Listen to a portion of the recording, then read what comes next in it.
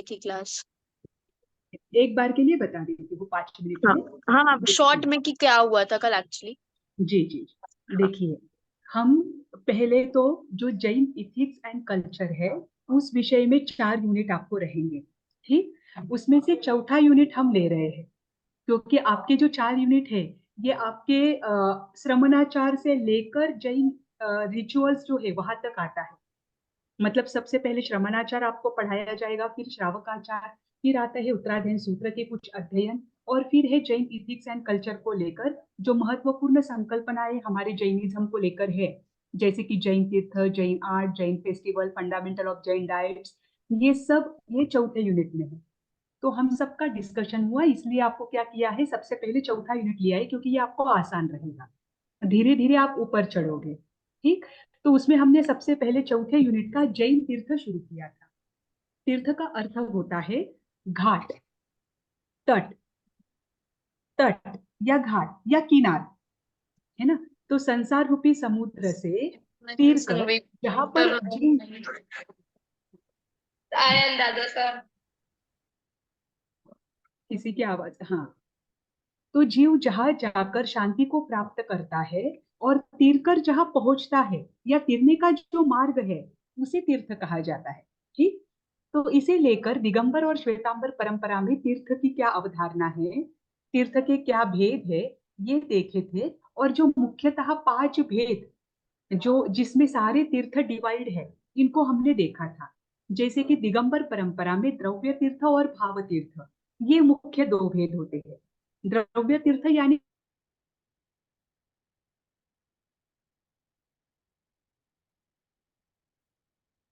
Ma'am pause हुई है या मेरे को नहीं दिख रहा है? नहीं नहीं मैम पॉज्ड हुई है। अच्छा, ओके।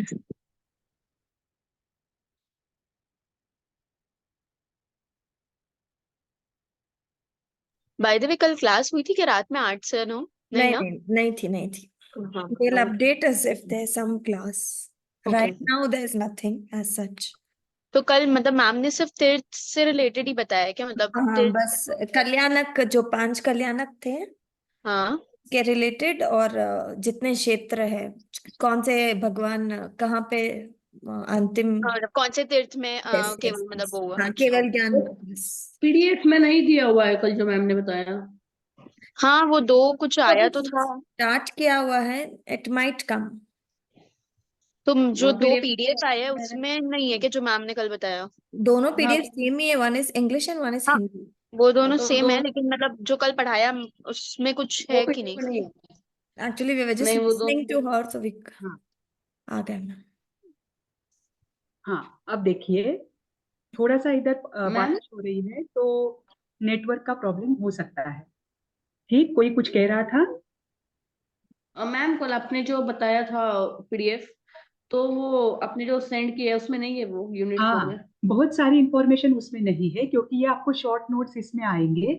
जैसे जैसे आपकी जरूरत रहेगी, अगर कोई बड़ा प्रश्न आपको इस पर दिया जाएगा क्वेश्चन बैंक में, तो उसके नोट्स में अलग से दूंगी, लेकिन इस यूनिट पर आपको वैसे भी बड़े प्रश्न नहीं देना है। ठीक, तो इसीलिए आपको वो शॉर्ट में दिया है, पर इंफॉर्मेशन देते वक्त आपको हम सारी देने का प्रयास करेंगे ताकि आपको क्लियर रहे कॉन्सेप्ट। तो ओके मैम। जैसे ही हमारे क्लास चलते हैं उस समय भी आप नोट्स निकाल सकते हैं, उसमें कोई दिक्कत नहीं है। और अगर आवश्यकता लगी तो ये भी नोट्स के रूप में मैं आपको वापस भेज दूंगी, कोई दिक्कत नहीं। ठीक है मैम। मैम कल जो भी आपने सिखाया उसकी नोट्स तो जरूर दे देना मैम। हाँ मैम जी दे जी, देना।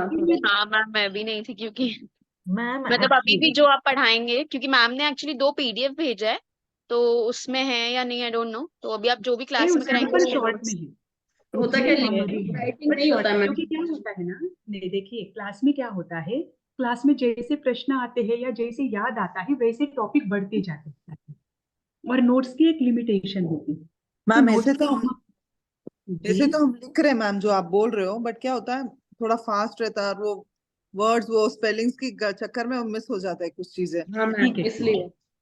ठीक है, और चलेगा। मैम जैसे काफी होता है मैं आपको वापस बनाकर थोड़ा सा डीप में अगर चाहिए हो तो वैसे बनाकर बाद में दे दूँ। हाँ ठीक, काफी लेक्चर्स एक्चुअली हिंदी में भी हैं। I don't know about others, लेकिन मेरे लिए वो फॉलो करना मुश्किल हो जाता है। तो अगर वो पहले से दे दिए जाए तो मैं ट्रांसलेशन करके रेडी करके रखूंगी, इट इजियर टू फॉलो।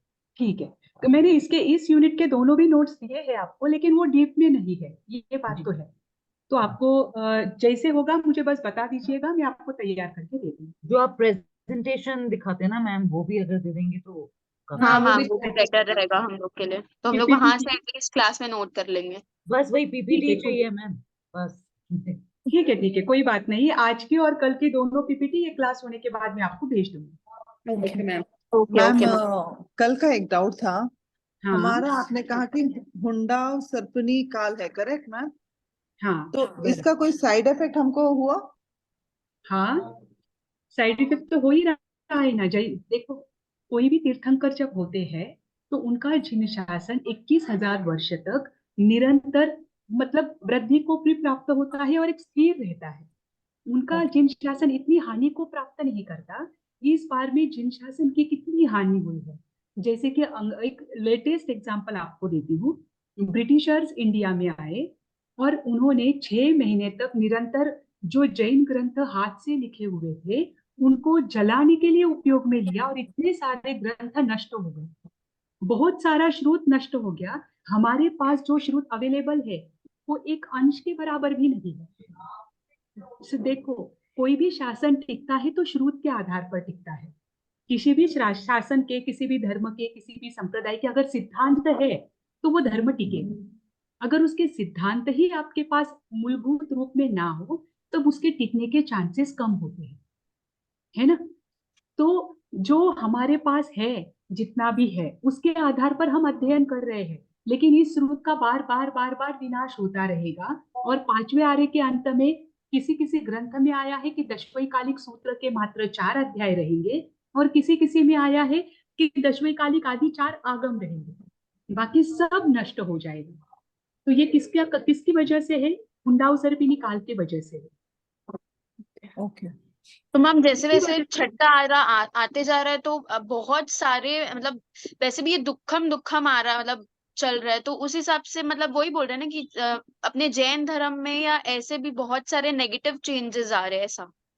हाँ, ये तो ठीक है। ओके देखो, आरा आरा की वजह से जो होना वो हर बार होगा, पर बार बार धर्म पर ये नहीं देख। जैसे कि 90 तीर्थंकर हुए, 90 तीर्थंकर से लेकर 16वें तीर्थंकर तक जब तीर्थंकर का निर्वाण हुआ, उसके पश्चात जैन धर्म का तीर्थ नहीं था। सिंगल सिंगल साधु संत होते थे, पर तीर्थ के रूप में, एक समाज के रूप में धर्म उस समय विच्छेद हुआ। ये किसकी वजह से? हुंडाऊ सर्पिनी काल की वजह से। एक्चुअली वो नहीं होना चाहिए था। वैसे ही अभी 5वें आर्य में आर्य की वजह से जो परिवर्तन होता है वो नॉर्मल चीज है, कि वो आ रहा है उसकी वजह से ये चीजें आती है। परंतु जो बार बार शुद्ध का विच्छेद होता है, जैसे कि बहुत जगह पर गलत धारणाएं ली जाती है, क्रिया को ही मात्र धर्म माना जाता है, ये सारा हुंडाऊ सर्पिनी का ही क्या है? असर है। ठीक, ओके। मतलब हुंडाऊ सर्पिनी काल है, उसकी वजह से इस अवसर पीनी काल में बहुत सारे घटनाएं घटी भी है और 5वें आर्य के अंत तक घटती भी रहेगी। जैसे ही 5वां आर्य पूर्ण हो जाएगा, 6ठे आर्य में तो वैसे भी कोई धर्म नहीं होता है ना। 6ठे आर्य में तो वैसे भी जीव कैसे होते हैं? मात्र पाप कर्म करने वाले हो या पाप कर्मों को भोगने के लिए हो, वो वहां पर जन्म लेते हैं। तो 6ठे आर्य पर हुंडाऊ सर्पिनी काल का विशेष कोई अवसर नहीं है, परंतु ये अवसर पीने काल जैसे ही पूरा हो जाएगा, हुंडाऊ सर्पिनी का पूरा जो है समय वो पूरा हो जाएगा। ठीक, पर मैम ये बट काल का नाम बताएं, अभी आपने कौन से क्या नाम बोला वो काल का? हुंड हुंड। अवसर, सर्पिनी काल। अवसर सॉरी पीने मैम। काल, हुंड, HUND, HUND। हुंड, और अवसर पीने काल का अवसर पीने। तो ये अवसर दो शब्द काल। मिलकर, ये दो शब्द मिलकर बनता है हुंडावसर पीने। मैम तो आगे 6ठा आरा होने के बाद वापस 6ठा आरा ही लगेगा ना, तो वो भी हुंडा, तो वो उत्सर भी निकाल रहे हैं। वो उत्सर पे निकाल रहे हैं। हाँ, ओके। मैम तो हुंडा सर्पनी काल सिर्फ अभी आया है, हर बार कब आता है, वापस कब आएगा? बस असंख्यात अवसर पीने काल असंख्यात। बीतने, अच्छा। असंख्यात अवसर पीने काल बीतने पर एक हाथ बार ही वो आता है, पर वो अवसर पीने काल में ही आता है। बट ये कब आएगा एग्जैक्टली वो नहीं मालूम अब वापस। वो नहीं कह सकते। अच्छा। ठीक, ठीक है हाँ। मैम। अभी देखिए, तो हमारा कल जो चल रहा था वो तीर्थ को लेकर चल रहा था। हाँ। उसमें जो 5 प्रमुख तीर्थ है उनकी इंफॉर्मेशन हम देख रहे थे। ठीक। हाँ 5 प्रमुख तीर्थ में हमने किसे किसे लिया था? मैम गिरनार जी, श्री सम्मेत, गिरनार जी, शिखर जी, अष्टपद अष्टपद, पर्वत, चंपापुरी, गिरनार पर्वत, पावापुरी। एक पावापुरी, मिनट। समित शिखर जी। जी गीता जी, आप बोलिए, आपने क्या बोला समझ में नहीं आया। अष्टापद पर्वत, गिरनार पर्वत, समित शिखर जी, पावापुरी और चंपा नगरी, ये 5 हुए। मैम यू हाँ कैन हियर मैम। हाँ, ये बराबर। 5 सिद्ध क्षेत्र है। सिद्ध क्षेत्र, इसके अलावा आपने बोला अतिशय क्षेत्र, पुराण अक्षर क्षेत्र, क्षेत्र। ज्ञान क्षेत्र। हाँ, ये भी क्या है? एक पुराण क्षेत्र है, एक कल्याणक क्षेत्र है जिसे ही तीर्थ क्षेत्र कहा जाता है, एक अतिशय क्षेत्र है, एक ज्ञान क्षेत्र है, और इसे छोड़कर दिगंबर परंपरा में एक विशेष तीर्थों को लेकर नाम आता है शाश्वत तीर्थ। और वो शाश्वत तीर्थ कौन से है? 2 है मात्र, एक गिरनार अयोध्या जी और है, एक है, गिरनार जी, गिरनार, नहीं नहीं, सम्मेत शिखर। सम्मेत शिखर। सम्मेत शिखर, शिखर। sorry, हाँ, sorry, क्यों? sorry। क्योंकि उनकी परंपरा में क्या मान्यता है, अगर ये कुंडाउसर्पिणी नहीं होता तो भरत क्षेत्र में चाहे उत्सर्पिणी काल हो चाहे अवसर्पिणी काल हो, प्रत्येक समय में तीर्थंकर का जन्म अयोध्या में ही होता है और उनका निर्वाण शिखर जी में ही होता है। इसलिए इन 2 क्षेत्रों को शाश्वत तीर्थ कहा है। ये अयोध्या वही शाश्वत, अकॉर्डिंग टू दिगंबर, राइट। हाँ, दिगंबर परंपरा के अनुसार। मैम तो श्वेतांबर अयोध्या में परंपरा में ऐसी जन्म कोई हुआ मान्यता और नहीं। शिखर जी में मतलब केवल ज्ञान निर्वाण, ऐसा निर्वाण हो गया। निर्वाण, निर्वाण। अच्छा, जी गौरी जी। मैम अयोध्या बोले तो वही ना अभी जो राम का बना। हाँ, वही विनीता नगरी जो राम की जन्मभूमि है ना, हाँ हाँ हाँ। बस वही अभी के हमारे इस अवसर्पिणी काल के 5 तीर्थंकरों मैम की आपकी वॉल्यूम बंद हो गई है मैम, सिर्फ मेरे लिए या सबके लिए?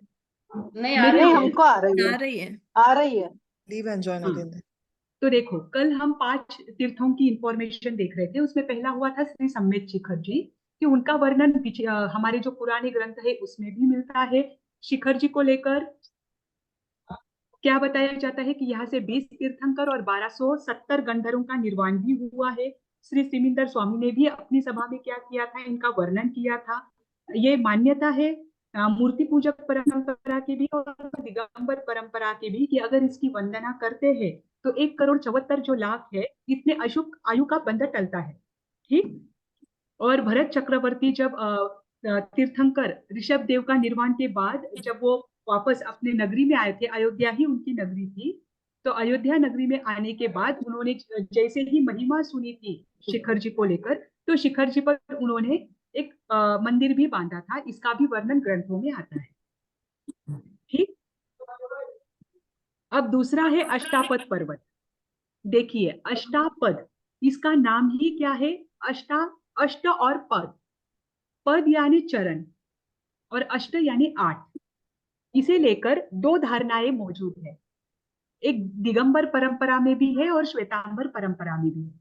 अब देखिए, पर दिगंबर परंपरा के अनुसार मैं बताती हूँ कि वो दोनों धारणाओं को मानते हैं। ठीक। अब 2 धारणाएं कौन सी है? तो सबसे पहली धारणा है कि भगवान ऋषभ देव की हाइट थी 500 धनुष्य की। ठीक। तो उनका क्या कहना है, भगवान ऋषभ देव अयोध्या में विराजित थे और अयोध्या से उनको ध्यान में आया कि अब हमारा क्या है, अंतिम समय निकट आ गया है। तो 10,000 साधुओं के साथ वो अयोध्या से मात्र 8 कदम की दूरी पर कैलाश पर्वत पर पहुंचे, जो कि अष्टापद पर्वत है, और वहां जाकर उन्होंने संलेखना ली। तो मात्र 8 कदमों की दूरी ही उनके लिए थी। इस वजह से भी इसे अष्टापद कहा कि 8 चरणों में ये स्थान आ गया। ठीक। और दूसरी बात, दूसरी धारणा जो है, जो श्वेतांबर परंपरा के कुछ ग्रंथों में भी मिलती है, वो ये है कि ये जो अष्टापद पर्वत है, इस पर मात्र 8 ही चरण थे, 8 ही स्टेप्स थे, सीढ़ियां थी। ठीक। तो इसमें ये 8 सीढ़ियों को लेकर भी बहुत वर्णन आता है, ये मैं धीरे धीरे बताती हूँ। तो इसकी वजह से इस तीर्थ का नाम अष्टापद पर्वत है। अब भगवान ऋषभ देव की हाइट भी वैसी थी कि उनका एक एक पद भी क्या होता सकता था, बहुत लंबा लंबा पड़ सकता है ना। और दूसरी जो बात है अष्टापद पर्वत की, वो ये है कि वहां पर 8 ही सीढ़ियां है, लेकिन 8 सीढ़ियां कोई भी सामान्य व्यक्ति नहीं चढ़ सकता।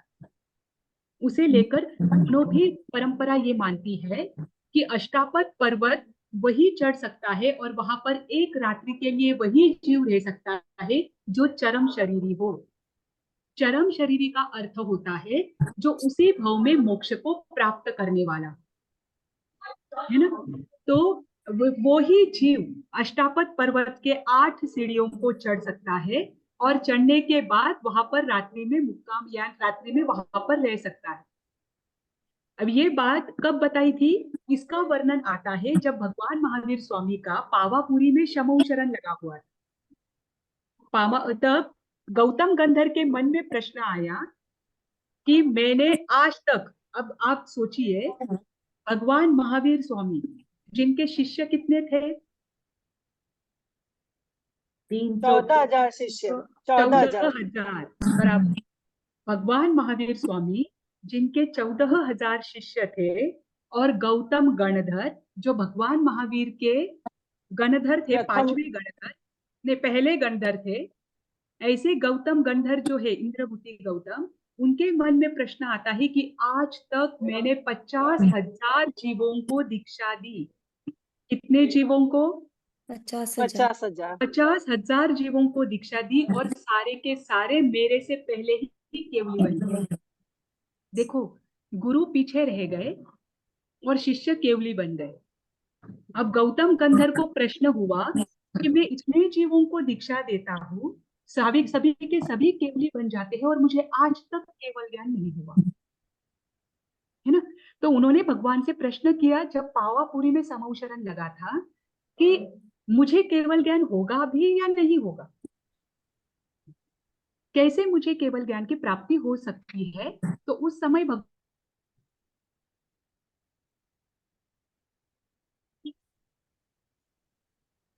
मैम वॉइस नहीं आ रहा है। Hello ma'am, Ma'am, you're pause not हो गई। audible, ma'am.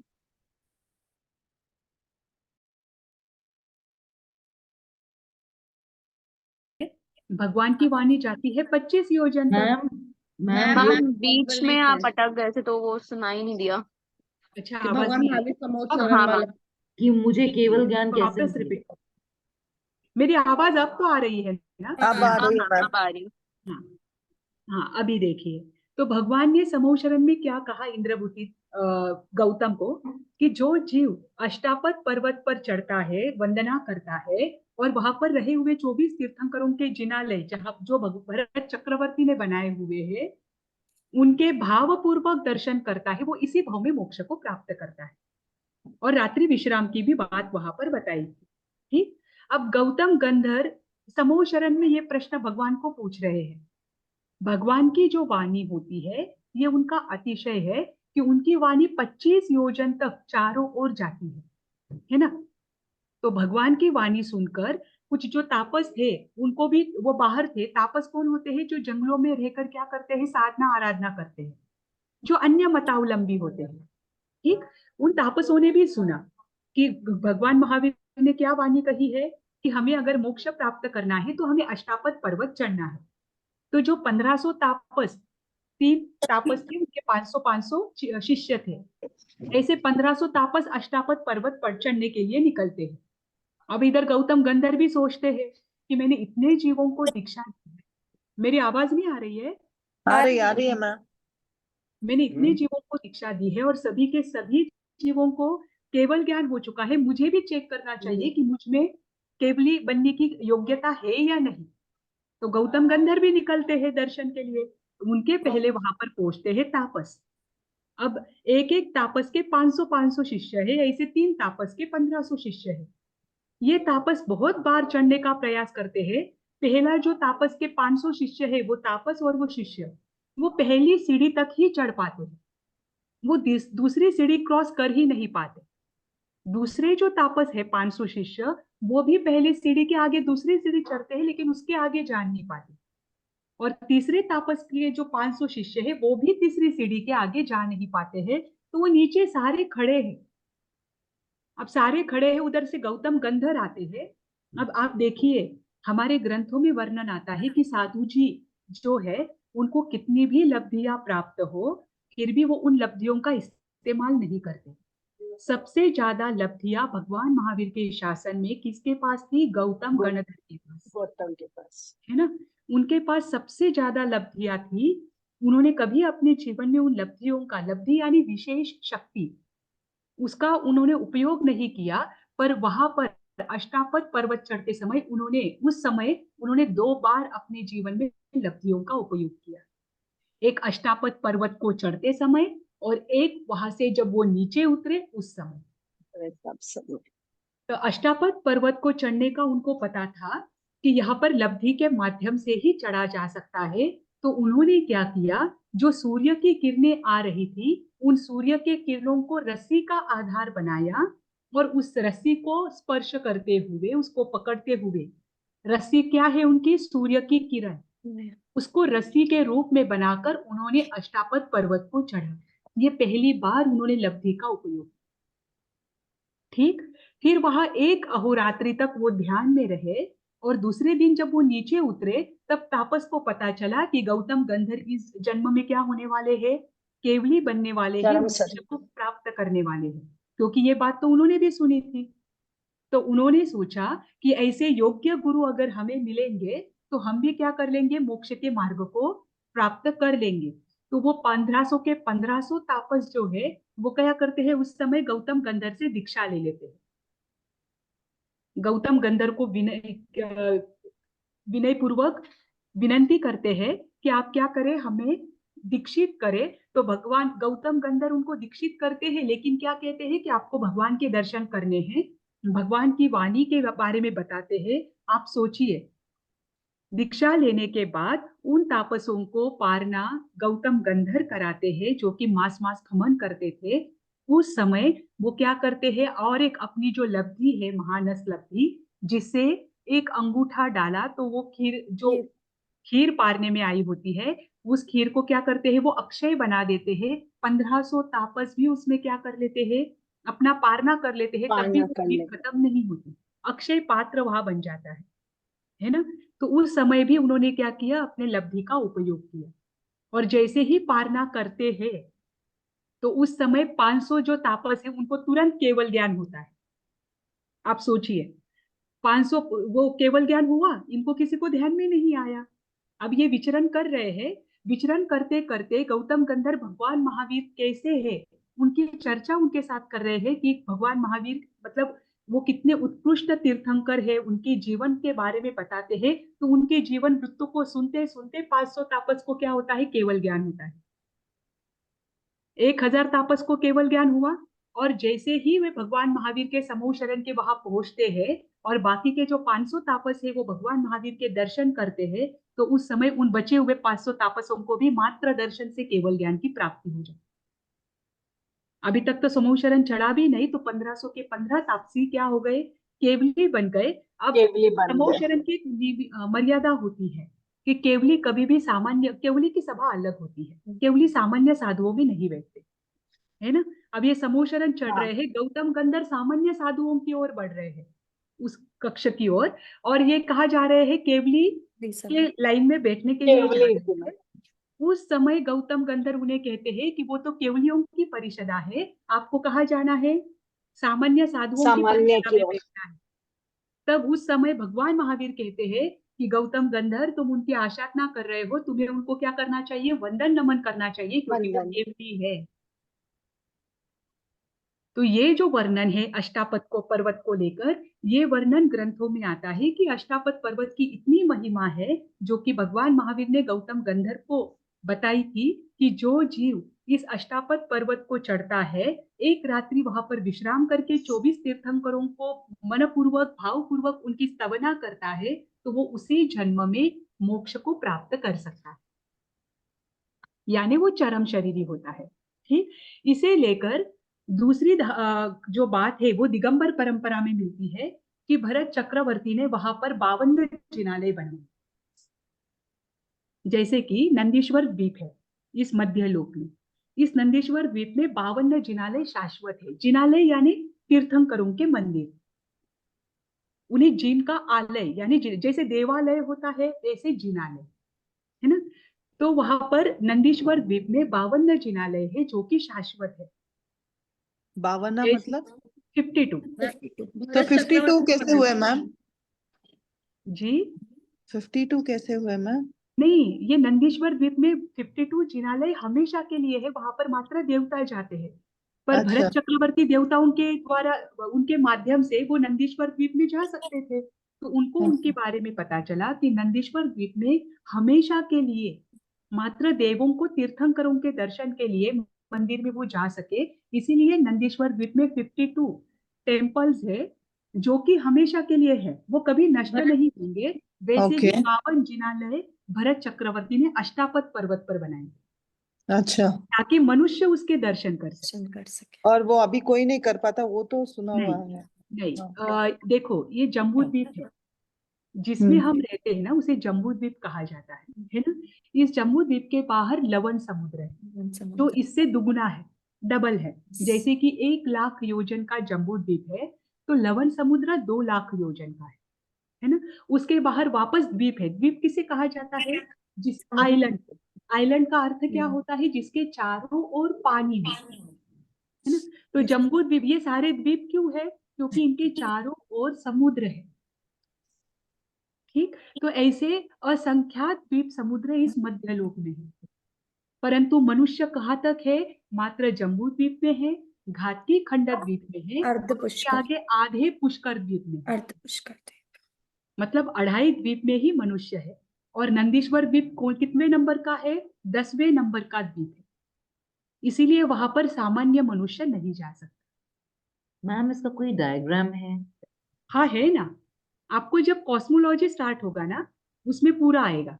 ओके। इसका पूरा 2.5 द्वीप का और 2.5 द्वीप के बाहर असंख्यात द्वीप समुद्र का, आपको अगर 3D में चाहिए है तो यूट्यूब पर आपको वो भी मिलेगा कि 3D में वो दिखाया गया है, और वो आपको बहुत अच्छे से समझेगा। Okay ma'am. नहीं तो फिर जब आगे आएगा मैं आपको वो दे दूंगी। मतलब आपको अगर अर्जेंट देखना है तो आप 3D में देखना, क्योंकि वो ज्यादा क्लियर होता है जो ओके कॉन्सेप्ट है वो। और ठीक, तो उस नंदीश्वर द्वीप में वैसे 52 जिनालय है। वो 52 जिनालय भरत चक्रवर्ती ने अष्टापद पर्वत पर वैसे ही 52 जिनालय बनवाए, इसका भी वर्णन आता है। लेकिन अष्टापद पर्वत जो कैलाश पर्वत के बाजू में है, जो कि आपको इस पिक्चर में दिख रहा है, अभी इसे अष्टापद पर्वत कहा जाता है। लेकिन बहुत सारे जीव वहां तक जाते नहीं है, और वहां पर अभी वैसे प्रमाण मिलते नहीं है। वैज्ञानिकों की खोज चल रही है कि वहां पर और क्या क्या प्रमाण मिल सकते हैं। उनका ये कहना है कि कैलाश पर्वत और ये अष्टापद पर्वत जो बाजू बाजू में है दोनों ही, इन दोनों में बहुत सारी बातें ऐसी है जो कि विज्ञान के भी आगे है, परंतु वहां तक पहुंचना बहुत मुश्किल होता है। जैसे जैसे आगे जाते हैं, ऑक्सीजन लेवल की कमी होने के कारण जीव बच नहीं सकता, इसीलिए वहां पर कोई पहुंच नहीं पाता है। ठीक, आज से 250 वर्ष पूर्व एक श्रावक जी हुए थे जो ब्रह्मचारी थे, लक्ष्मी दास जी, जो कि बिहार के थे। उन्होंने ये अष्टापद पर्वत की यात्रा की थी, और इसका वर्णन उन्होंने, दिगंबर परंपरा के जो श्रावक जी थे, उन्होंने इसका वर्णन के लिए एक किताब लिखी है। उसके बारे में भी, उस किताब के बारे में भी, या उन्होंने क्या वर्णन लिखा है उसके बारे में भी मैं आपके साथ शेयर कर दूंगी, ठीक, अगर मुझे मिलती है तो। ठीक, पर उन्होंने वो यात्रा की थी। मैम वो दिगंबर थे? हाँ जी, पूरी की मैम उन्होंने वो यात्रा। हाँ, उन्होंने अपने इसमें लिखा है कि मैंने अष्टापद पर्वत की यात्रा की है, और उसका वर्णन उन्होंने वहां पर दिया है। पूरी की मतलब जितना वो देख सकते हैं, मनुष्य की जहां तक बस्ती है या जहां तक जाने की आज्ञा है, क्योंकि यहाँ पर अगर जाना है तो अब ये चाइना बॉर्डर में आता है। अगर आप कैलाश पर्वत को देखो तो अब वो चाइना के बॉर्डर में है, तो वहां पर, तिब्बत तिब्बत मतलब हाँ, हाँ। तिबेट में भी, और तिबेट वैसे भी चाइना में आता है। तो जैसे ही हम उत्तराखंड का कुमाऊं गांव छोड़ते हैं, आगे चाइनीज जो है सैनिक, वो हमारे साथ होते हैं। उनके साथ वो जहां तक हमें लेकर जा सकते हैं वहां तक की ही यात्रा हो सकती है। ठीक, मैम वो उत्तराखंड, इस साइकिल में जितने, मतलब मैंने सुना था कि और केवल ज्ञानी नहीं होंगे। हाँ, ये सारे में नहीं होंगे, यहाँ से नहीं होंगे। यहाँ से नहीं मतलब इस मतलब 3 प्रकार के क्षेत्र है जहां पर मनुष्य रहते हैं। एक है भरत, एक है ऐरावत। ऐरावत, और एक है महाविदेह। तो भरत और ऐरावत इन दोनों में 5वां आरा चल रहा है, इसलिए यहाँ से केवल ज्ञान प्राप्त नहीं हो सकता। पर महाविदेह जो है वहां पर कभी भी आरा नहीं बदलता, वहां पर हमेशा चौथे आरे के समान ही स्थिति होती है, इसलिए वहां से हमेशा से मोक्ष में जाने वाले जीव है और हमेशा रहेंगे। मैम कहाँ पर चौथा आ रहा है? महाविदेह क्षेत्र। महाविदेह क्षेत्र। ठीक।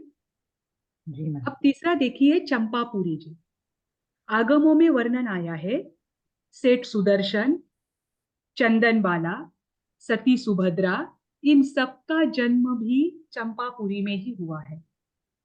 यहाँ तक कि सेठ सुदर्शन जो है भगवान महावीर के समय के सेठ सुदर्शन, सती चंदनबाला, सती सुभद्रा, इन सबका जन्म चंपापुरी में ही हुआ है। ठीक। उसी के साथ सेठ सुदर्शन का भी यहाँ पर निर्वाण हुआ, मोक्ष को उन्होंने यहीं से प्राप्त किया। पर श्री चंपापुरी जी तीर्थ जाना जाता है 12वें तीर्थंकर वासुपूज्य जी के लिए। इनका गर्भ, जन्म, दीक्षा, केवल ज्ञान, मोक्ष, ये 5 कल्याणक चंपापुरी जी से हुए। कहीं कहीं ग्रंथ में चंपापुरी जी के आगे 8 किलोमीटर पर मंदागिरी है। मंदारगिरी नहीं, जो कर्नाटक में है वो नहीं, मंदागिरी नाम का एक स्थान है जैसे चंपापुरी है। वहां से किसी किसी का कहना है कि 8 किलोमीटर के आगे जाने के कारण वहां पर जाकर उनको केवल ज्ञान हुआ था, तो वो भी नाम आता है।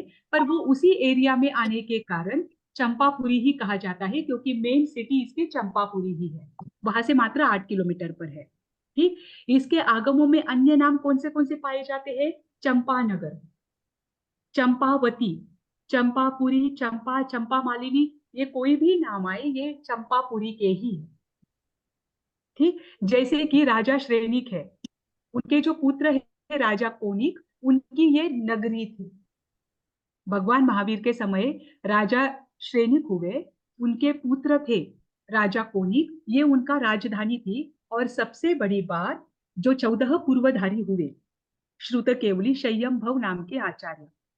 देखिए 14 पूर्वधारी के लिए इतनी महत्वपूर्ण बात क्यों कही जाती है? 14 पूर्वधारी को केवली के समान श्रुत केवली माना जाता है, क्योंकि 14 पूर्वों का ज्ञान जिस जीव को होता है वह अपने ज्ञान में वैसे ही जानता है जैसे कि एक केवल ज्ञानी अपनी आत्मा से संपूर्ण लोक को स्पष्ट रूप से देखता है। देखो दोनों भी बातें हैं, ध्यान रखना, मैं वापस रिपीट करती हूँ। एक केवली का जीव है, केवली उसे ही कहा जाता है जिसका पूरा ज्ञान प्रकट हो चुका है। अब भूत, भविष्य, वर्तमान, एक एक पर्याय तक किसी भी वस्तु की, किसी भी जीव की, संपूर्ण लोक की एक भी पर्याय उनके ज्ञान से, आत्मा से छूटती नहीं है। वो स्पष्ट रूप से एक एक पर्याय को देखते हैं, है ना? वैसे ही कोई कोई साधु संत ऐसे होते हैं जिनको इतना ज्ञान हो जाता है कि जो केवली एक एक पर्याय को अपनी आत्मा से देखते हैं, ये एक एक पर्याय को अपने ज्ञान से जानते हैं। मैम पर्याय क्या होता है? मतलब एक एक पर्याय यानी एक एक प्रदेश। देखो एक वस्तु होती है, वस्तु का सबसे छोटा अंश जो होता है उसे अणु कहा जाता है, एटम, है ना? वैसे ही जो सारे द्रव्य है, 6 द्रव्यों से बना हुआ ये लोक है, इनकी एक छोटे से छोटे अंश को पर्याय कहा जाता है कि इसके आगे कोई दूसरा भाग होगा परमाणु नहीं। मतलब It can पर्याय also be होता है said. क्या? परमाणु मतलब ही अणु, उसे ही परमाणु परमाणु, मतलब परमाणु, परमाणु मतलब ही अणु। परमाणु अणु का सबसे छोटा भाग। तो मैम पर्याय नहीं, उससे नहीं, भी नहीं, छोटा उसे है या अणु ही नाम फिर? है। एक्चुअली वो गलत बात है, परमाणु को ही अणु नाम दिया गया है। अब तो ये Okay. यहाँ के साइंटिस्ट ने वो डिवाइड किया है, पर अणु भी परमाणु होता है। तो मैम मतलब पर्याय उससे छोटा है या फिर कैसा, नहीं, मतलब वो नहीं, क्या इसे काउंट आप में? ऐसे काउंट नहीं कर सकते। देखो 3 बातें हैं, एक ओके है समय, एक है पर्याय और एक है प्रदेश, परमाणु प्रदेश। मैम देखो पर्याय का मतलब मॉलिक्यूल कहा गया है, मैंने किसी किताब में पढ़ा था। नहीं, नहीं, नहीं, मॉलिक्यूल यानी स्कंध, वो नहीं। अच्छा, पर्याय यानी मैं अवस्था बता रही हूँ। ओके। देखिए देखो, एक होता है अणु जो परमाणु कहा है। परमाणु क्या होता है? हाँ कोई एक भी है। वस्तु है, कोई भी पुद्गल है, 6 द्रव्य है ना, पुद्गल है, पुद्गल का सबसे छोटा अंश, सबसे छोटा भाग परमाणु है। ठीक। परमाणु। हाँ। अब समय, अब काल पुद्गल नहीं है, टाइम पुद्गल नहीं है, टाइम का सबसे छोटा भाग, कि उसके वापस 2 भाग ना हो सके, सबसे छोटा अंश समय कहलाता है, काल का सूक्ष्म अविभाज्य अंश, है ना। और तीसरा है प्रदेश। प्रदेश यानी एक काल है, काल का एक अणु है, समय है, और एक परमाणु है। एक परमाणु को जितनी जगह लगती है, अब परमाणु सबसे छोटा है, तो जो हम स्पेस दूरी हो का गया कण, मैम, स्पेस हो गया। हाँ, एक समय हुआ, एक परमाणु हुआ। अब एक प्रदेश देख रहे हैं ना, तो वो परमाणु जितने स्थान पर रहता है, परमाणु को रखने के लिए कोई ना कोई स्थान लगेगा। आपको, आपके पास मोबाइल है, मोबाइल क्या है, ये सारे परमाणुओं का एक स्कंद है ना, एक ग्रुप है। उसको रखने के लिए आपको कोई ना कोई स्थान चाहिए। ठीक। हाँ। वैसे ही एक परमाणु किसी ना कोई ना कोई स्थान तो वो ऑक्यूपाई करेगा, तो वो जितने स्थान को ऑक्यूपाई करता है उसे कहते हैं प्रदेश। ओके। ठीक। तो मैम अब जो मैडम, को रखने के लिए जो जगह है, उसको मतलब उसको जो स्पेस लग रही है उसको अपन प्रदेश बोलते हैं। जी, नहीं At अपने a given madam Pradesh point जो of है, time. एक मिनट, स्पेस मैडम नहीं, अपने स्पेस, जो एक मिनट, एक अपने मिनट। जो हाँ, बोलिए बोलिए बोलिए। हाँ, अपने जो जैन ज्ञान में बताया गया है, एक लड्डू का प्रमाण देके स्कंद, देश, प्रदेश और परमाणु को हाँ, तो देखो एक उसमें लड्डू आपको का बताया है ना। देके बताया गया है। हाँ, तो उसमें हाँ, प्रदेश। लड्डू का मतलब पूरा स्कंद, मतलब वो हाँ, जैसे कि मोतीचूर का बराबर। लड्डू है, तो हाँ, उसका हर एक कण है, तो वो सब कण मिलके एक लड्डू बना है, तो वो हो बराबर। गया स्कंद। हाँ, ठीक है। अब उसका 1/4 भाग या हमने एक तोड़ा खाने के लिए, छोटा एक सा भाग टुकड़ा तोड़ दिया। हाँ, टुकड़ा, हाँ, वो हो गया देश। बराबर। अब वो टुकड़ा है, उसका जो एक अंश है, मतलब एक मोतीचूर का दाना, वो हो गया परमाणु। हाँ, अणु, परमाणु, अणु कहो या परमाणु कहो, सेम। हाँ, वो हो गया अणु, जो मोतीचूर का एक अंश एक है, मतलब कण कि है। एक दाना, एक दाना, वो हो गया परमाणु। अब वो जब उस भाग से जुड़ा हुआ है तो वो देश कहलाएगा, और वो अलग है तो अणु कहलाएगा। बराबर, मतलब प्रदेश का अर्थ भी क्या हुआ, एक अणु। हाँ, बस वो जुड़ा हुआ है। मैम ये हाँ, लास्ट हाँ, पार्ट वो अगर जुड़ा हुआ है। जब वो जुड़ा हुआ है तो वो देश कहलाएगा, नहीं नहीं इंडिपेंडेंट है नहीं, और देश नहीं, देश नहीं, प्रदेश कहलाएगा। प्रदेश, प्रदेश। प्रदेश, हाँ, देश तो वो देखो। टुकड़ा कहलाएगा, लड्डू का जी, टुकड़ा। देखो, उन्होंने परमाणु क्या जितना कहा, स्थान को ऑक्यूपाई मैं करता आपको है उसको सिंपली प्रदेश बता कहते देती हूँ। उन्होंने क्या कहा, एक लड्डू है, एक लड्डू को पूरा आप स्कंद मानिए, ये क्या है, पूरा अणुओं का बड़ा ग्रुप है, परमाणुओं, है ना। अब उस पूरे लड्डू से आपने एक छोटा सा टुकड़ा निकाला, ग्रुप तो वो भी है, पर वो छोटा ग्रुप बन गया। जो टुकड़ा निकाला, उस टुकड़े में भी बहुत सारे परमाणु हैं, तो वो जो टुकड़ा निकाला वो है देश। देश। अब उस टुकड़े में जो एक एक परमाणु चिपका हुआ है, जैसे एक एक दाना चिपका हुआ है, तो जो एक एक दाना चिपका हुआ है, उस एक एक दाने को प्रदेश कहेंगे। रहेगा वो एक ही दाना, लेकिन वो अभी भी चिपका हुआ है। और जब वो उस दाने से, उस टुकड़े से अलग हो जाएगा, तब उसे कहा जाता है परमाणु। यानी प्रदेश भी एक ही कण होता है, और परमाणु भी एक ही कण होता है। एक ही कण प्रदेश होता उसे है। कहते हैं जब ग्रुप में साथ में रहता है, एक एक कण, और परमाणु उसे कहते हैं जब वो सिंगल सिंगल होता है। ठीक। तो ऐसे ही ये सारे जो है, ये सारे एक पर्याय भी है ना, ये एक ही कण को दर्शाता है, लेकिन वो एक अवस्था होती है। जैसे कि अभी मैं प्रति क्षण में बढ़ रही हूँ, मुझे बस महसूस कब होता है, जब मैं 4 साल 5 साल बाद देखूं तब। पर मैं प्रति क्षण बढ़ रही हूँ, मेरी पर्याय बदल रही है, बस वो महसूस नहीं होती क्योंकि वो बहुत सूक्ष्म है। तो ये जो प्रति क्षण बढ़ रहा है, मेरी अवस्था चेंज हो रही है, ये मेरी पर्याय है। तो इन सबको आप एक सूक्ष्म अंश के रूप में ही जानना। मैम तो पर्याय पर्याय को भी क्या है, चेंज बोलते हैं, पर्याय हाँ को चेंज होना। पर्याय मैम हाँ, कोई चेंज होना यूनिट अवस्था नहीं है को। मतलब। अभी देखिए, ये जो केवली होते हैं, ये छह द्रव्यों में एक एक द्रव्य में अनंत अनंत पर्याय होते हैं, है ना। हम आत्मा है, आत्मा एक द्रव्य है, ठीक। मैं आत्मा हूं, मैंने अनादि काल से जन्म लिया है, अनंत काल तक मैं पता नहीं कितने समय तक मैं जन्म लेती रहूंगी। पर आप सोचिए, एक एक जन्म में भी मेरे अनंत अनंत क्षण बीत चुके हैं। और केवली क्या करता है, उनके ज्ञान से एक एक जीव के एक एक पर्याय को भी जानता है। इतना सूक्ष्म उनका ज्ञान होता है, वो इतना सूक्ष्म रीति से अपनी आत्मा से जानते हैं, और ये प्रत्येक जीव में हो सकता है।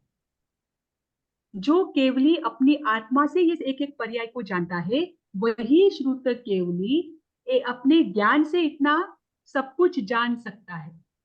इसीलिए उनको श्रुत केवली कहा जाता है, ठीक। तो ऐसे श्रुत केवली 5 हुए, उसमें एक थे संयमभव आचार्य। इस अवसर पिनी काल में, मतलब जब केवली की परंपरा विच्छेद हुई, उसके बाद ज्ञान की ही परंपरा चल रही थी, तो भगवान जम्बू स्वामी जो थे, जो अंतिम केवली हुए, उनके पश्चात 5 श्रुत केवली हुए। 5 संख्या दिगंबर और श्वेतांबर दोनों परंपरा मानती है। दिगंबर और श्वेतांबर परंपरा में 5वें श्रुत केवली भद्रबाहु भी सेम है। दोनों परंपरा ये भी मानती है कि 5वें श्रुत केवली भद्रबाहु हुए, परंतु श्वेतांबर परंपरा के जो पहले 4 श्रुत केवली है, वो नाम अलग आते हैं। और ये जो संयम आचार्य का नाम आता है, ये श्वेतांबर परंपरा के तीसरे श्रुत केवली, दूसरे श्रुत केवली के रूप में आता है, जो प्रभव स्वामी के शिष्य थे, ठीक। उन संयमभव आचार्य ने दशवैकालिक सूत्र की रचना की, और उसी दशवैकालिक सूत्र की रचना उन्होंने चंपापुरी में ही की। और जो ये 32 आगम आगम है। हमारे पास, हाँ आगम है। 32 आगम में 4 मूल सूत्र आते हैं, उत्तराध्ययन, दशवैकालिक, नंदी सूत्र और अनुयोग द्वार। तो उसमें जो दशवैकालिक सूत्र है, उसकी भी रचना चंपापुरी में ही हुई है, ठीक। इसीलिए चंपापुरी की अपनी एक विशेषता है। मैम एक चीज पूछना था, जो आप ये अभी बता रहे थे, मैटर और टाइम और स्पेस और ये सब, हाँ, तो जो केवली होते हैं ये सब कुछ परसीव कर लेते हैं एक साथ, और एक साथ। और एक साथ, तो ये इसी का, तो ये क्या अनेकांतवाद? नहीं, अनेकांतवाद ये नहीं है। अच्छा। अनेकांतवाद ये है कि प्रत्येक वस्तु में अनंत धर्म होते हैं, अनंत उसकी गुण होते हैं, और वो गुण कभी कभी विरोधी भी होते हैं। जैसे कि कोई जीव नित्य भी है तो अनित्य भी है। उन सबको एक साथ जानना, मात्र एक दृष्टि से नहीं देखना। किसी भी वस्तु को जब हम सभी दृष्टियों से देखते हैं, तो वो होता है अनेकांतवाद। तो जो केवली, जो जिस दृष्टि से देखते हैं पास्ट प्रेजेंट फ्यूचर, वो तो एक है ना। मतलब जैसे दृष्टि आपने, एक हो सकती है, दृष्टि एक हो सकती है, लेकिन मत कभी एक नहीं हो सकता ना। तो मत तो भी अलग अलग देखोगे। देखो, मत मीनिंग अनेकांतवाद का एक अर्थ। सिंपल एग्जांपल मैं आपको बताती हूँ, पहले आप वो सुनिए। हिमालय पर्वत है, ठीक। हम सबको हिमालय पर्वत चढ़ना है। कोई नेपाल गया, कोई तिब्बत गया, कोई भारत गया, भारत से दिखा। जो भारत से हिमालय चढ़ रहा है, उसे हिमालय कैसा दिखेगा? जो तिब्बत से चढ़ रहा है, उसने भी हिमालय का फोटो निकाला, उसे कैसा दिखेगा? और जो नेपाल से चढ़ रहा है, उसे भी हिमालय कैसा दिखेगा? सबने हिमालय देखा, सबने फोटो निकाले, और सब हिमालय का फोटो लेकर बैठ गए। अब तिब्बत वाला कहता है कि ये हिमालय है, मैंने देखा है हिमालय में, खुद अपनी आंखों से देखकर आया हूँ, हिमालय का तो चित्र वास्तविक ये है। भारत वाला बोलता है कि नहीं, हिमालय तो ऐसा है, मैं भी हिमालय पर। हाँ, पर जब जो व्यक्ति सभी दृष्टिकोणों से हिमालय को देख चुका है, वो क्या कहेगा कि हिमालय तो ये हिमालय तीनों, हाँ, ये तीनों भी तीनों मिलकर के ही एक हिमालय ही होता है। तो जो आप तो क्या कर केवली रहे हैं हैं? वो सबके व्यूज देख सकते हैं। हाँ, उनको सारे व्यूज दिखते हैं, इसलिए वो किसी एक को नहीं पकड़ते। उसे पता है कि ये भी सही है और वो भी सही है, पर अपने अपने व्यू से सही है। ये अनेकांतवाद है। और हाँ। ऐसे एक एक वस्तु के अनंत अनंत धर्म होते हैं, और इतने अनंत धर्म सामान्य मनुष्य नहीं देख पाता है, पर केवली अपने आत्मा से, अपने ज्ञान से जानता है, और ये क्षमता हर एक व्यक्ति प्राप्त कर सकता है। मैम मैम जो जब आपने जो अभी कंटिन्यू, वो अनंत धर्म होते हैं, उसका क्या अर्थ हुआ? मतलब प्रत्येक वस्तु जो है, जो भी सत है, जैसे कि मैं आत्मा हूँ, आप आत्मा है, आत्मा में अनंत गुण है, इसके गुण हम काउंट नहीं कर सकते, उसे ही धर्म कहा जाता है। ऐसे प्रत्येक द्रव्य होते हैं, उसके अनंत गुण होते हैं, उसे आप प्रत्येक दृष्टिकोण से, प्रत्येक पर्याय से देखोगे तो आपको कुछ सही और कुछ गलत नजर ही नहीं आएगा। ठीक। मैम जब आप बोलते श्रुत केवली यानी कि जिनको जो ज्ञान में परिपूर्ण है, उनको श्रुत देखिए, केवली कहा जाता है। हाँ, क्यों कहा जाता है? देखिए, केवली अपने ज्ञान से संपूर्ण देखते हैं या नहीं, संपूर्ण लोक को? करेक्ट। वो अपनी आत्मा से सबको जानते हैं या नहीं? हम्म। तो केवली अपनी आत्मा से संपूर्ण लोक को जानते हैं। ठीक। वैसा हाँ। ही एक सामान्य मनुष्य है, सामान्य मनुष्य यानी वो भी उत्कृष्ट सम्यक दृष्टि होते हैं। ऐसे साधु जी है कि जिनको 14 पूर्व का ज्ञान है, ऐसा ज्ञान कि जिसमें अब कोई ज्ञान छूटा नहीं है। बस ओके। उनको केवल ज्ञान की प्राप्ति नहीं हुई, केवली हाँ। अपनी आत्मा से सभी लोग को देखते हैं और ये अपने ज्ञान से जानते हैं अच्छा, तो इन्हें श्रुत केवली संपूर्ण कहा लोक जाता है। को। हाँ, इसीलिए उनको श्रुत केवली कहा जाता है, क्योंकि 14 पूर्वधारी जो मुनिराज होते हैं, उनसे कोई ज्ञान अब छूटा नहीं। एक सामान्य छद्मस्त मनुष्य जितना ज्ञान ग्रहण कर सकता है, उतना सब उन्होंने ग्रहण कर लिया है। ये इसीलिए श्रुत केवली को मोक्ष मिलता है, निर्वाण होते हैं। वो निश्चित, देखो, उसी भाव में जाए ना जाए ये कंफर्म नहीं है, पर वो सम्यक दृष्टि ही होते हैं, क्योंकि मिथ्या दृष्टि को मात्र 9 पूर्व तक का ही ज्ञान हो सकता है, 9 पूर्व और तीसरी वस्तु का। 10वां पूर्व के आगे जिसने अगर ज्ञान किया है, अगर आपने कभी आचार्य परंपरा पढ़ी हो, तो स्थूलभद्र आचार्य को 10 पूर्वों का ज्ञान था। उसके बाद बहुत सारे ऐसे आचार्य हुए इन 5 श्रुत केवलियों के बाद, किसी को 12 पूर्व का था, किसी को 13 पूर्व का था।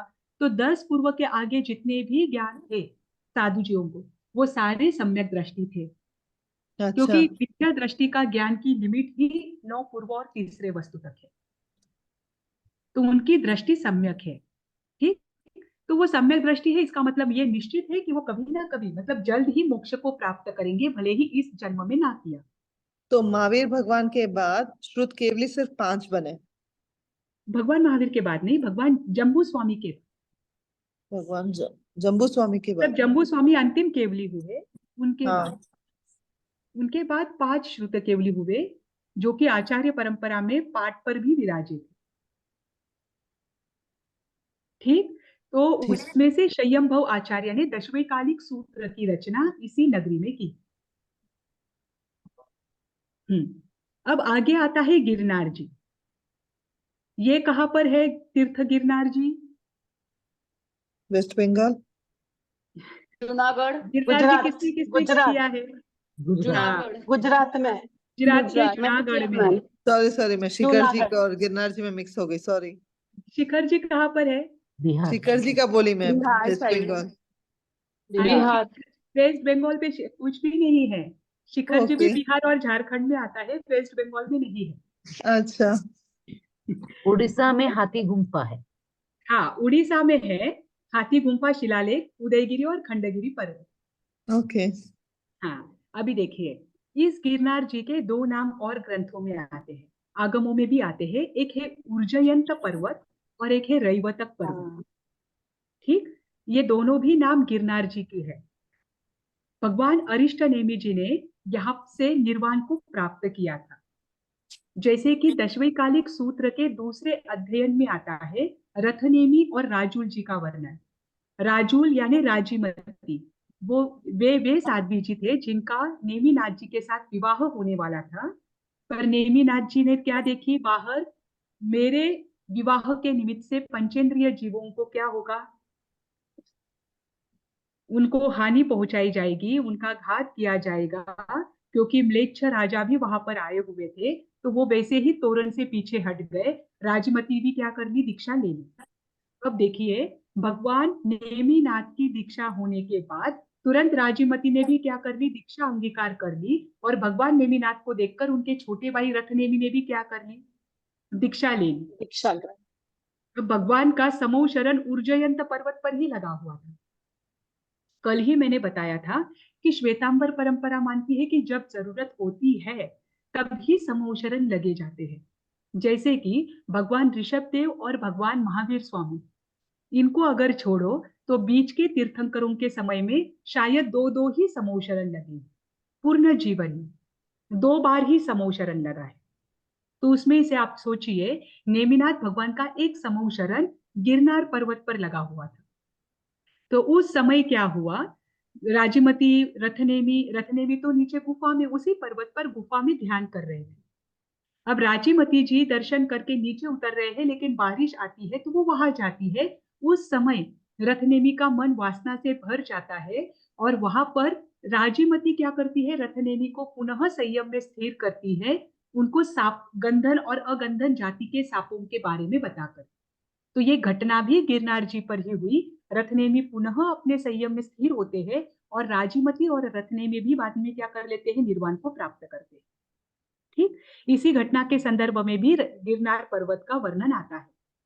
उसी के साथ जो ये हुए नेमिनाथ भगवान के 533 शिष्य, वो भी कहां से, गिरनार जी से ही मोक्ष को प्राप्त हुए हैं।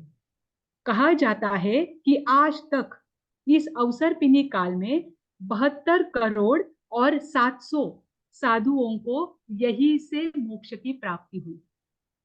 आप सोचिए, इस अवसर के काल में इतने साधुओं को यहाँ से निर्वाण प्राप्त हुआ है।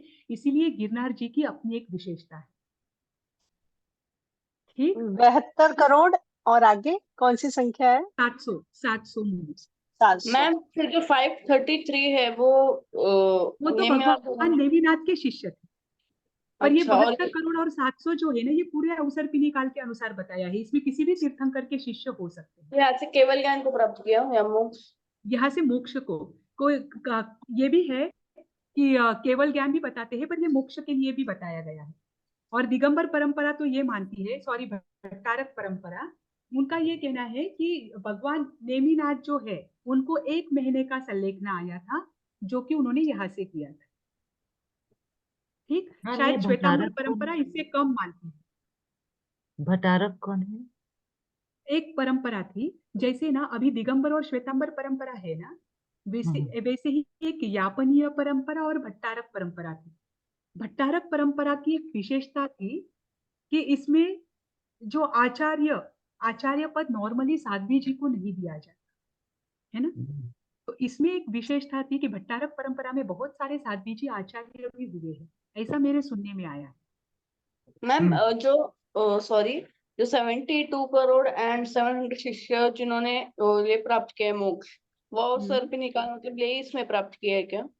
जी, इसी काल में, इसी काल में। अवसरपिनी काल के, पर एक तीर्थंकर के समय में नहीं, पहले तीर्थंकर से लेकर 24वें तीर्थंकर के मध्य में जब भी कोई साधु जी बना है, वो सबको मिलाकर ये आंकड़ा दिया है। Okay ma'am. जी, ठीक। अब आगे का है पावापुरी जी। मैम मल्लीनाथ जी का कहाँ पे हुआ था? केवल मतलब निर्वाण तो ये 4 छोड़े तो सम्मेद। सबका सम्मेद शिखर जी से हुआ है। सम्मेद शिखर जी, वहां से 20 तीर्थंकरों का हुआ है। अभी देखिए जो आगे ये मैडम, एक हाँ, जो ये पशुओं का आता है ना कि पशुओं को बलि के हिसाब से इकट्ठा किया गया था, ऐसा हाँ, नहीं हो सकता? क्योंकि उस वक्त ऐसा था कि उनकी जान बहुत बड़ी थी, मतलब बहुत भारी थी, काफी भारी थी, क्योंकि सभी देवी देवता सभी उनकी जान में आए थे।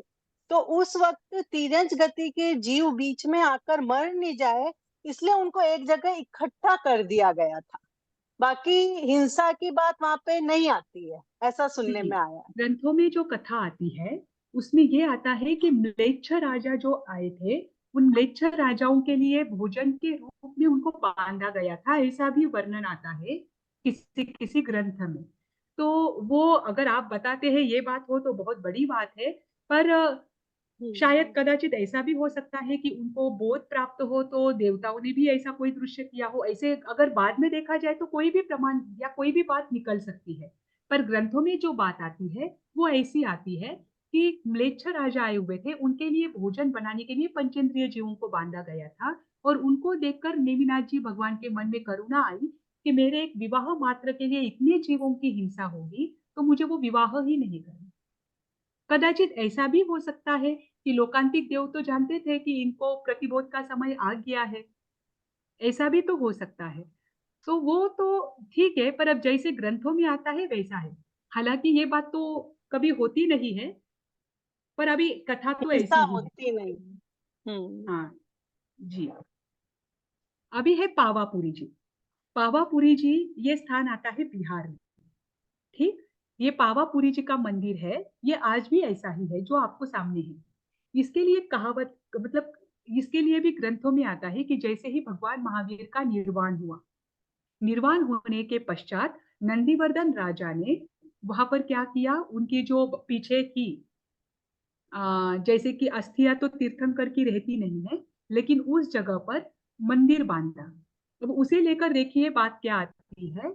जैसे ही भगवान का निर्वाण हुआ, तीर्थंकर का जब निर्वाण होता है तो जो देवता होते हैं वो पृथ्वी पर आते हैं और वो उसको अग्नि संस्कार करते हैं, है ना। संस्कार करते हैं। जैसे कि तीर्थंकर के समय में चिता रचाई जाती है।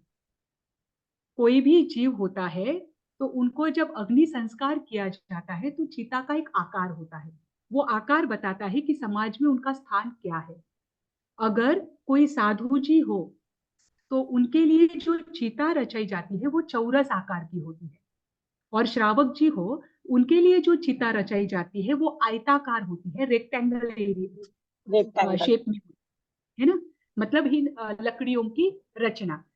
तो जब तीर्थंकर होते हैं तो उनके लिए जो चिता रचाई जाती है वो होती है वृत्ताकार, गोल आकार की। कभी आपने फोटो देखा होगा तीर्थंकर के निर्वाण का फोटो, उसमें जो लकड़ियों की रचना की है वो गोल आकार में की हुई होती है। तो गोल आकार में जब चिता रचाई जाती है तो ये उसका अर्थ होता है कि ये तीर्थंकर का अंतिम संस्कार है, और ये देवता ही रचते हैं।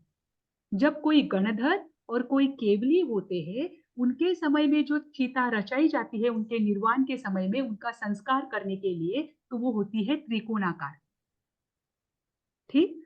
तो भगवान महावीर के निर्वाण के समय में सुधर्मा स्वामी और बाकी के देवता धरती पर आए उनका अंतिम संस्कार करने के लिए, क्योंकि जिसका भी ये अंतिम जीवन होता है उनका जो उनकी अस्थियां है वो यहाँ पर नहीं बहाई जाती। उनकी अस्थियां अगर सामान्य केवली है तो क्षीर समुद्र में डाली जाती है, अगर तीर्थंकर का जीव है तो उनकी अस्थियां सौधर्मेंद्र के सुधर्म सभा में संभाली जाती, वहां पर रखी जाती है। तो जो देवता है वो धरती पर आए और वो क्या कर रहे थे, उन्होंने भगवान महावीर के अंतिम संस्कार करने के लिए तैयारी की। वहां पर क्या कर दिया, अग्नि कुमार देवता ने अग्नि प्रज्वलित कर दी और उनकी अस्थियां लेकर देवता चले गए, ठीक। अब जो वहां पर जहां पर जलाया गया था भगवान की अंतिम शरीर को, तो वहां पर लोगों ने, वो एक तीर्थंकर है, भगवान है, तो उनके प्रति आदर है, उनके वहां की मिट्टी लेकर जाना है, तो लोगों ने क्या कर दिया, अपने घर में हमेशा कल्याण रहे इसीलिए वहां की एक एक मुट्ठी मिट्टी उठाना शुरू कर दिया। जैसे लोग आते वहां से मिट्टी उठाकर चले जाते, तो बहुत बड़ा गड्ढा वहां पर हो गया। तो नंदीवर्धन ने क्या कर दिया, बीच में मंदिर की स्थापना की और उस गड्ढे में पानी पड़ने के कारण वहां पर पीछे तालाब हुआ, ऐसा वर्णन ग्रंथ में आता है। इसीलिए ये मंदिर तालाब के भीतर, वो गड्ढा वहां पर हो गया था, ठीक। तो ये मंदिर जो है इसका निर्माण नंदीवर्धन ने पहले किया था, बाद में जीर्णोद्धार होते गए, परंतु नंदीवर्धन जो भगवान महावीर के बड़े भाई थे उनके द्वारा ये बांधा हुआ है, ऐसी मान्यता आज भी चलती है और यहाँ से भगवान महावीर का निर्वाण हुआ, ठीक। मैम आज मेरी इच्छा थी जो जी, पानी कलेक्टेड है वो पूरा इतनी साइज का चीता था बोल रहे हो? नहीं चिता इतनी साइज का ना हो, लोग मिट्टी उठाकर चले जाते हैं ना लेकर, तो वो ओके बड़ा बड़ा बड़ा होता गया। उनके ओके। देखो जैसे तीर्थंकर का शरीर होता है ना, वैसे ही चिता बनेगी। हाँ तो वही अगर भगवान ऋषभ देव का शरीर होता तो चिता बड़ी होती, भगवान महावीर का शरीर तो वैसे भी 7 हाथ का ही था, ओके तो मैम, उनकी चिता बड़ी करके वो क्या करेंगे? ठीक है, शिविका के साथ उनकी चिता जलाई जाती है। ठीक है। और मैम ठीक। गड्ढा इतना बड़ा है तो इसका मतलब ये है कि पहले जैनिज्म बहुत लोग फॉलो करते थे। हाँ, ये भी हो सकता है, क्योंकि बिहार तो तब जैन धर्म का मुख्य केंद्र ही था। बिहार तो था। मतलब आप सोचिए उस समय कितने लोग रहे होंगे। मैम ऐसा आपको कहीं पे रेफरेंस लगता है कि इंडिया में जैसे अभी जैनिज्म इतनी माइनॉरिटी कम्युनिटी है, जैन कम्युनिटी, कि एक टाइम में मेजोरिटी थी कभी? हाँ, ऐसे या बहुत सारे वर्णन मिलते हैं। जैसे कि वर्णन तो निग्रंथों को लेकर बहुत आते हैं। जैसे कि जी। चाइनीज थे, चीनी प्रवासी थे ह्यूएन सांग, उन्होंने भी अपने आत्म वर्णन में लिखा है कि जब मैं चाइना से इंडिया जा रहा था तो बीच में प्रशिया आदि जो राज्य मुझे लगे, वहां पर भी क्या था, वहां बीच में जो भी मुझे राज्य मिले, वहां पर भी मैंने निग्रंथों को बहुत प्रमाण में देखा। अब निग्रंथ वहां पर है, इसका मतलब निश्चित है कि वहां पर जैन धर्म रहे होंगे, क्योंकि निग्रंथ साधु संत बिना जैन धर्म के फॉलोवर्स या जैन धर्म के अनुयायी अगर वहां पर ना हो तो वो वहां पर नहीं जाते, क्योंकि उनके नियमों में बाधा आती है। ठीक। और उसी के साथ जब सिकंदर इसमें आया था भारत, तब वो जब भारत से गया, दूसरी ईस्वी से पहली से दूसरी शताब्दी के आसपास की बात, यानी भगवान महावीर के निर्वाण के 600 वर्ष की बात, जब सिकंदर भारत में आया था, तब भी उसने जब अपना वर्णन लिखा है, अपनी आत्मकथा लिखी है, उसमें भी लिखा है कि अफगानिस्तान के आसपास मैंने निग्रंथों को बहुत प्रमाण में देखा, अफगानिस्तान के आसपास। तो आप सोचिए कि तब जैन धर्म कहाँ तक फैला हुआ था, और उन्होंने निग्रंथों को देखा। मतलब ये बहुत बड़ी बात है कि उन लोगों को भी पता था कि निग्रंथ धर्म है, क्योंकि निग्रंथ, पहले जैन धर्म को निग्रंथ धर्म कहा जाता था, दूसरी शती के बाद इसे जैन धर्म कहा जाने लगा। पहले ये प्रसिद्ध था निग्रंथ धर्म के नाम से। तो निग्रंथ यानी कि जैनिज्म का और एक नाम। हाँ, जैन जो धर्म नाम ग्रंथों तो को दूसरी नहीं मानते शताब्दी से थे। शुरू हुआ।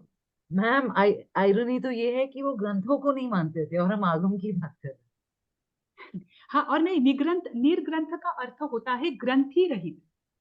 हैं। ग्रंथि यानी हाँ, गांठ, गांठ रहित। गांठ। हाँ, गांठ उन्हें माने? निर्ग्रंथ कहा जाता वागदेश। है कि जिनके मन में कोई गांठ ना हो, गांठ ऐसे ना। निर्ग्रंथ। तो इसीलिए जैन धर्म को जैन धर्म दूसरी शताब्दी के बाद कहा जाने लगा, पहले तो उन्हें निर्ग्रंथ धर्म ही कहा जाता था।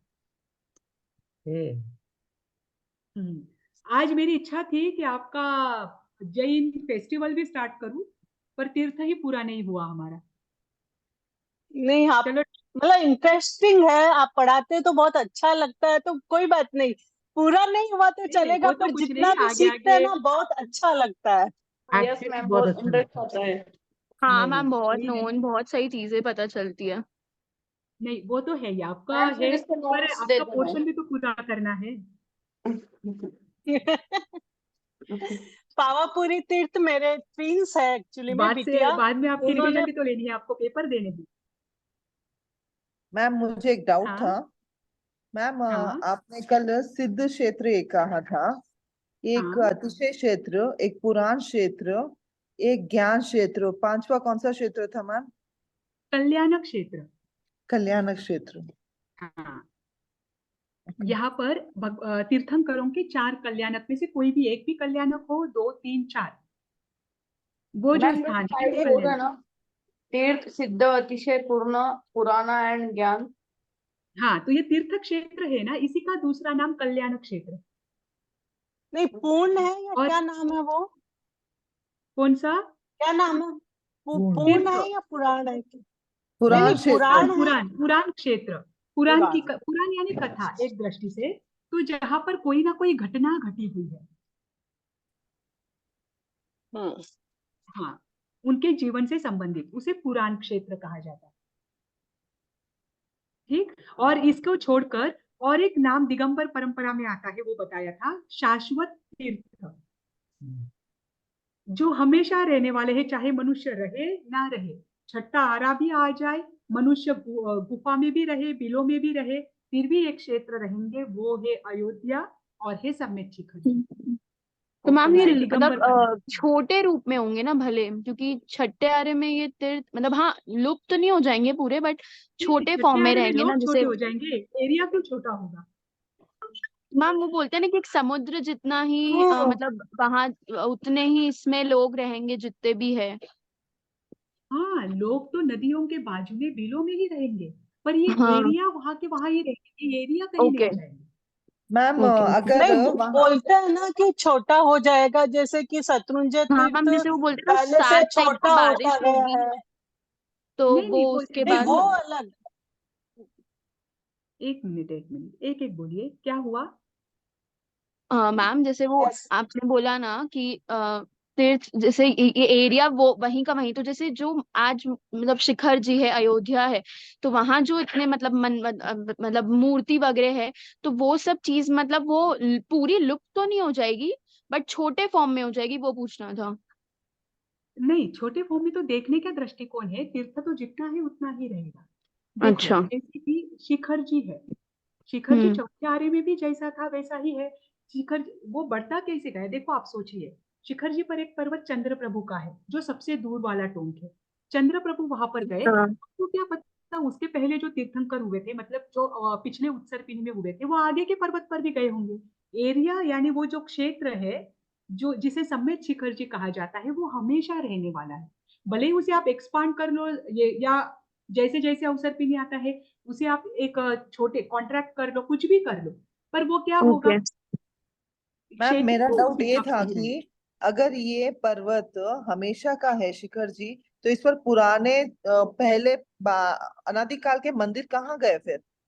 मंदिर वो तो पहले भी हमेशा बने बनते होंगे ना। रहेंगे। देखो, ये जो है जैसे जीर्णोद्धार होता है, वैसे ही ये मंदिर बनते भी है, पड़ते गिरते भी है, बनाते भी है। जैसे आगे के तीर्थंकर आएंगे उनकी भी पादुका वहां रहेगी, क्योंकि यहाँ से अनंत 24 योनि यहाँ पर से मोक्ष को प्राप्त किया है, तो आपको अनंत पादुका तो यहाँ नहीं मिल सकती, है अच्छा। ना? तो ओके मैम। वो बनते भी है, लेकिन वो क्षेत्र जो है, जिसकी एक भूमि, वो एक भूमि है जिसकी एक हाँ पवित्रता है, वो हमेशा रहेगा, वो शाश्वत तीर्थ है।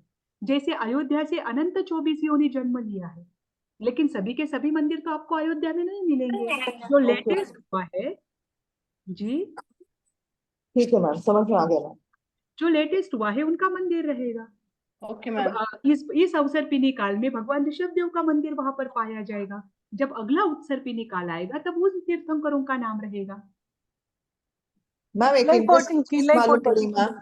आप अभी जैसे बोलते हो ऋषभ देव जी का अष्टापथ पर हुआ है, तो हम्म। एक कोरिलेशन तमिलनाडु और केरला में मिलता है जो बताता है कि शिव और ऋषभ भगवान एक है, इसीलिए उनको आदि योगी कहते हैं और इनको आदिनाथ कहते हैं। ऐसा नहीं हो सकता, देखिए, हाँ ये हो सकता है कि कोई जो उनके शिव है वो आदिनाथ भगवान को ही शिव के रूप में मानते हैं, और जो आदिनाथ है, जहाँ पर यहाँ पर हम मानते हैं, वो आदिनाथ भगवान रहे, वो उनकी मान्यता के अनुसार मानते हैं। पर ये वो एक है ऐसा नहीं कह सकते। पर जैसे कि शिव पुराण में जो शिव है उनका नाम बराबर यही बताया गया है आदि, और उनके माता पिता का नाम भी वहां पर सेम यही बताया है, नाभिराज और मरुदेवी। हाँ वही पर बताया जो गया। शिव का रूप यहाँ पर बताया जाता है, वैसा रूप को लेकर वहां पर कोई चर्चा नहीं है शिव पुराण में भी, और उस रूप को आदिनाथ भगवान की छवि के साथ नहीं जोड़ा जा सकता, जो कि रूप शिव का बताया गया है। पर इतना है कि शिव का एक अर्थ मोक्ष प्राप्त करने वाला भी होता है, जिन्होंने शिव गति को प्राप्त किया है यानी मुक्त अवस्था को प्राप्त किया है, तो शिव एक नाम जैनिज्म में भी मिलता ओके। है ना? पर ये नहीं कहा जा सकता कि ये जो रूप है ये आदिनाथ का रूप है, ये तो बाद में कल्पना करके बनाया हुआ रूप है, तो इसे उस रूप से नहीं जोड़ा जा सकता। बाकी तो प्रमाण तो बहुत मिलते हैं कि शिव पुराण में ये मिलता है कि शिव और आदिनाथ भगवान एक है। वैसे ही कूर्म पुराण में भी मिलता है कि भगवान आदिनाथ विष्णु के अवतार है, विष्णु के 24वें अवतार है, जहां पर कहीं कहीं पर तो ये आता है कि विष्णु के 10 अवतार हुए हैं, ये भगवान आदिनाथ के ही अवतार है। तो ये तो सबकी अपनी अपनी मान्यताएं हैं, उसको हम लेकर नहीं चल सकते, लेकिन इससे ये प्रमाणित होता है कि भगवान आदिनाथ तो हुए हैं, हाँ ठीक है बस मैम। हमारे लिए वो महत्वपूर्ण है। Okay ma'am. नहीं, ऐसे शत्रुंजय तीर्थ का बोलते हैं कि आदिनाथ भगवान ने 2.5 पैर में ही उस चढ़ गए थे। और वो पहले बहुत काफी बड़ा था। जो तलेटी है अभी, वो अभी यहाँ पे नहीं थी, गांव के बाहर हाँ, तक हमने थी। सुनने में फिर आता है। बाद में वो ये तो रास्ता देखो, बन ये के तो गाँव कथाएं में है, बन गया। ये कथाएं है। ये तो हम देखो, जैसे जैसे समय बदलता जाता है, थोड़ी कथाएं भी क्या होता है, एक रोचक बना दिया जाता है। पर अगर हिस्ट्री का अध्ययन करो तो हमें बस इतना देखना है कि ये जो स्थान है, अभी ये शत्रुंजय पर्वत है, इसे लेकर अभी हम मानते हैं, क्योंकि ये हमारी श्रद्धा है, इसे हम शाश्वत मानते हैं। ये कितना बड़ा है, कैसा है, कितना छोटा है, ये महत्वपूर्ण नहीं है। वो जो क्षेत्र है, वो जो तीर्थ है, वो बहुत महत्वपूर्ण है और वो रहेगा। ऐसे इसे लेकर मान्यता बताई जाती है। वो ऐसे दो स्थान मात्र यही बताए जाते हैं, एक अयोध्या और एक शिखर जी, कि ये शाश्वत तीर्थ है। बाकी का कोई नाम वहां पर नहीं आता है, लेकिन ये भी दिगंबर परंपरा की मान्यता है। मैं इसमें ये भी बताती हूँ, क्योंकि श्वेतांबर परंपरा तो जो शत्रुंजय तीर्थ है उसे भी शाश्वत मानती है। ये अपनी अपनी थिंकिंग है।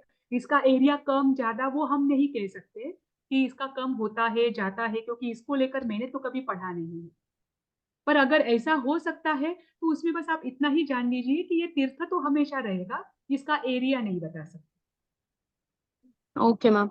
ओके मैम, वो थैंक यू। जगह नहीं बदल सकती, वहीं पे रहेगा वो। हाँ, उतना हम मान सकते हैं, क्योंकि ये आगमों में आया है। अब इसका प्रति क्लियर हाँ, प्रतिमा का तो जीर्णोद्वार होता है।